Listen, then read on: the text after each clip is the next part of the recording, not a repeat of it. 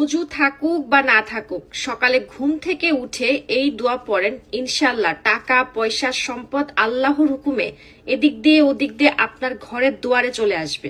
শুধু এই দোয়া পড়াটাকে অভ্যাসে পরিণত করুন, ইনশাল্লাহ আল্লাহর হুকুমে আপনার ব্যবসা বাণিজ্যে লক্ষ লক্ষ টাকা লাভ হবে এবং যেটাই করবেন সেখানে বরকত হবে। এতটাই বরকত পাবেন যে আপনি কল্পনাও করতে পারবেন না। সকালে ঘুম থেকে উঠে ইন্নাল্লাহা গফুরুর রহিম, ইন্নাল্লাহা অজু থাকুক বা না থাকুক, সকালে ঘুম থেকে উঠে এই দোয়া পড়েন, ইনশাল্লাহ টাকা পয়সা সম্পদ আল্লাহর হুকুমে এদিক দিয়ে ওদিক দিয়ে আপনার ঘরের দুয়ারে চলে আসবে।